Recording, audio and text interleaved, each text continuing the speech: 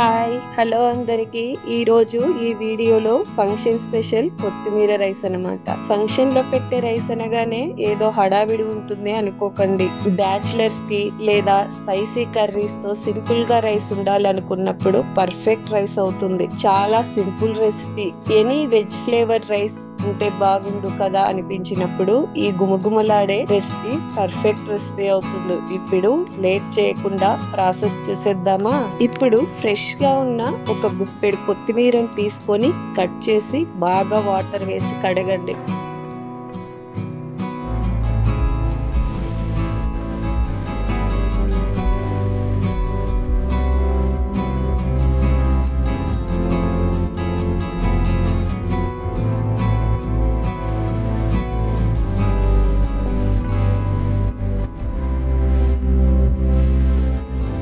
బాగా కడిగిన కొత్తిమీరను ఒక బౌల్లోకి తీసుకొని కొంచెం అల్లం 4 పచ్చిమిర్చి వేసి మిక్సీ పట్టి బౌల్లోకి తీసుకోండి. గ్యాస్ పైన ఒక కడాయిని ఉంచి కొద్దిగా ఆయిల్ వేసి హీట్ అయ్యాక కొంచెం జీలకర్ర, మిరియాలు, లవంగాలు, బిర్యానీ ఆకు వేసిన తరువాత చీలికలుగా కట్ చేసి ఉంచుకున్న పచ్చిమిర్చి వేసి వేయించండి. కొంచెం సేపటి తరువాత సన్నగా తరిగించి ఉంచుకున్న ఆనియన్ వేసి పచ్చివాసన పోయేలా వేయించండి.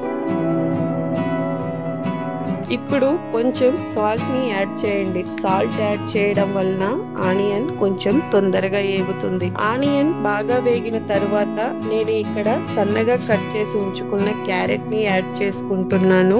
మీకు నచ్చితే మీరు యాడ్ చేసుకోండి. క్యారెట్ బాగా ఫ్రై అయిన తరువాత పచ్చివాసన పోయేలా వేయించుకొని ముందుగా పేస్ట్ చేసి ఉంచుకున్న కొత్తిమీర పేస్ట్ ని వేసి పచ్చివాసన పోయేలా ఉడికించండి.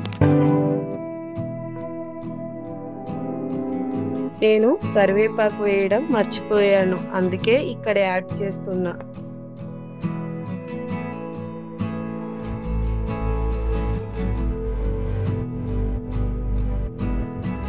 ఇలా బాగా ఆయిల్ పైకి వచ్చేంత వరకు ఉడికించండి. ఇప్పుడు ఒక 30 నిమిషాల ముందు కడిగి నానబెట్టి ఉంచుకున్న రైస్ ని వేసి బాగా కలిపి ఒక గ్లాస్ రైస్ కి 1.5 గ్లాస్ వాటర్ చొప్పున వాటర్ ని యాడ్ చేయండి.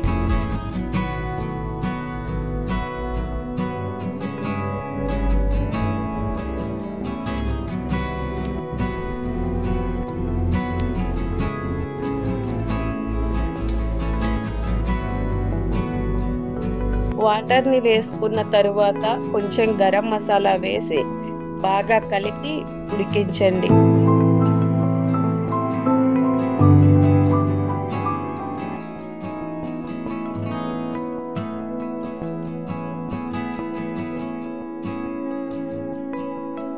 చూసారా రైస్ ఎంత పొడి పొడిగా వచ్చిందో. దీనిని రైతాతో సర్వ్ చేసుకుంటే చాలా రుచిగా ఉంటుంది.